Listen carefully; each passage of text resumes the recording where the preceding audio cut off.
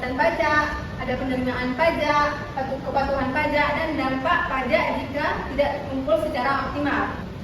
Nah, sebelumnya ada yang tahu nggak apa itu tantangan pemungutan pajak? Ada Ibu, Ya, silakan kalau ada. kendala dalam pemungutan pajak. Ya, ada lagi yang tahu? Ada Bu, Pak Rizky? masalah dalam proses pemungutan pajak. Ya, berikan tepuk tangan kepada Pak Wadah.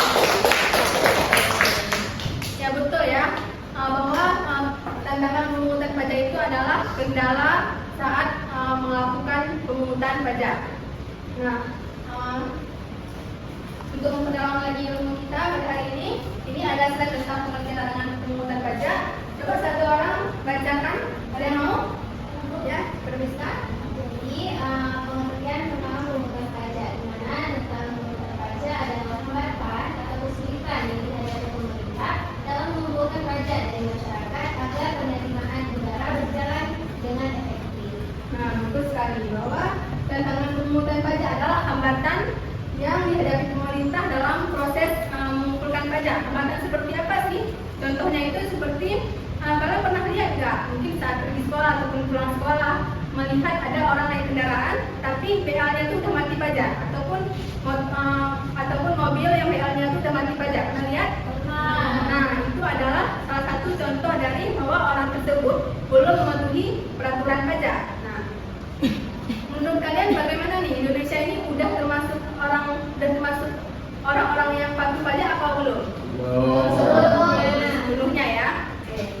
Ibu ada grafik tentang penerimaan pajak di Indonesia pada tahun 2024. Nah, di sini kita bisa lihat sendiri ya, grafik penerimaan pajak Indonesia pada tahun 2024. Nah, sebelumnya kan ada penjelasan. Coba ada yang mau membaca satu orang?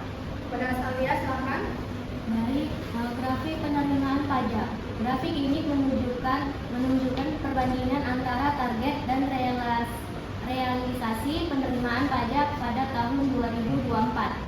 Pemerintah menargetkan 1.986 triliun, namun realisasi yang terkumpul hanya 1.950 triliun, sekitar 98,2%. Hal ini menandakan bahwa penerimaan pajak belum sepenuhnya sesuai target, yang disebabkan oleh berbagai tantangan. Ya, bagus sekali.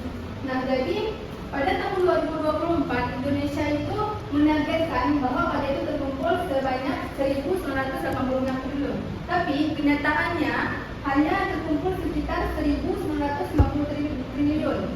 Berarti menandakan bahwa masih banyak ya tantangan pemungutan pajak ini. Salah satu tantangannya itu adalah kurangnya kepatuhan masyarakat dalam membayar pajak. Nah, kepatuhan masyarakat dalam membayar pajak di Indonesia ini. Nah, jadi di sini ada grafik kepatuhan pajak. Nah, coba satu orang membacakan.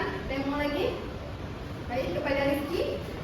Baik, selanjutnya ada grafik pemungutan pajak. Grafik ini menggambarkan tingkat kepatuhan wajib pajak di Indonesia. Pada tahun 2024, dari seluruh wajib pajak, sekitar 72% patuh melaporkan SPT tepat waktu, sementara 28% lainnya masih belum patuh. Rendahnya tingkat kepatuhan ini menjadi salah satu penyebab utama penerimaan pajak tidak optimal. Nah, baik.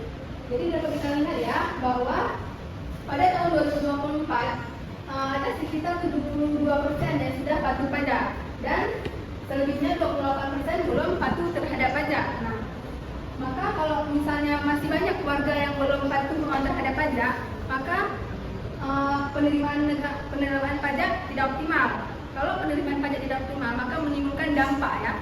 Menurut kalian apa dampak jika penerimaan pajak itu tidak terkumpul secara optimal? Ada yang tahu? Nggak ada ya? Oke, jadi apabila penerimaan pajak itu tidak terkumpul secara optimal, maka ada beberapa dampak.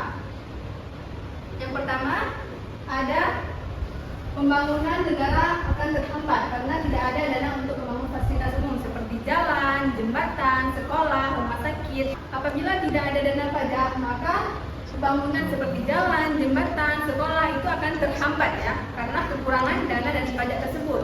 Nah, yang kedua ada pelayanan publik menurun karena pemerintah kekurangan dana untuk menggaji pegawai negeri ataupun menjalankan program sosial. Seperti yang sudah kita tahu bahwa pajak itu adalah untuk salah satunya ya untuk membiayai polisi, PNS gitu. Nah, apabila kalau misalnya kita kekurangan dana pajak, otomatis kita tidak dapat lagi membiayai beberapa polisi gitu.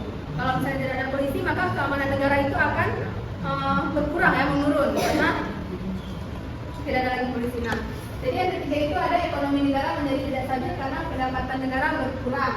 Dan pemerintah mungkin harus berutang lebih banyak. Nah, apabila pajak itu menurun, maka utang pemerintah itu semakin meningkat. Itu akan berdampak juga kepada negara ya. Oke.